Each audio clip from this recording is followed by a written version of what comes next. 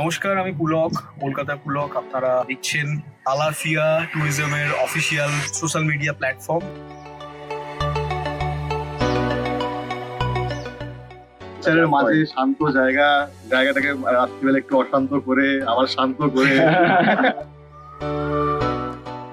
থেকে শুরু করে সবকিছুই খুব ভালো লেগেছে।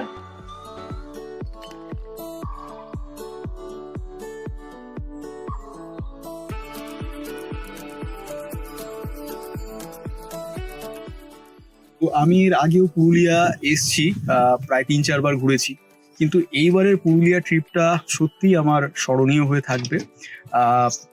কেন বলছি, কারণ আপনারা এই সীতারামপুর বাইকার্স ক্যাম্প, আলাফিয়া বাইকার্স ক্যাম্পে একবার আসুন। আসলে বুঝতে পারবেন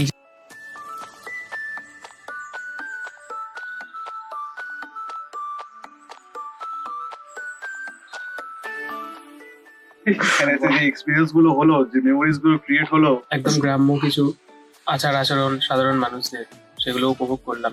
একদম নেচারের মাঝে শান্ত জায়গা। আমরা যে সমস্ত টুরিস্ট স্পট গুলো ঘুরি, মানে অ্যাজ আ টুরিস্ট, সেগুলোর বাইরেও কিন্তু আনএক্সপ্লোর কিছু বেশ কিছু টুরিস্ট স্পট আছে যেগুলো আপনারা এক্সপ্লোর করতে পারেন, যেগুলো আনটাচড হয়ে আছে, সেগুলোতে মানুষ যায় না।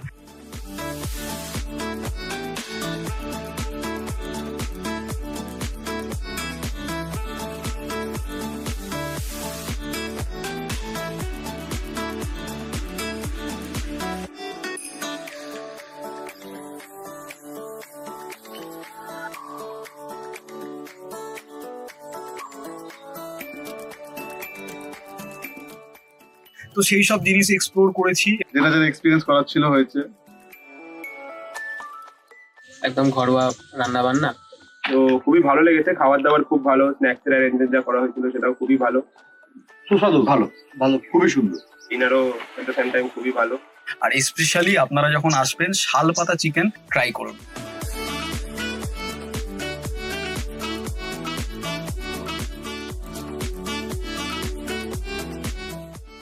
খাওয়া দাওয়ার পরিবেশ সব ভালো লেগেছে। এমনি বাইকার্স ক্যাম্পের এখানে ক্যাম্পের স্টাফের ব্যবহার বেশ ভালো, সব ব্যাপারে হেল্প করেছে যখন যা চেয়েছি।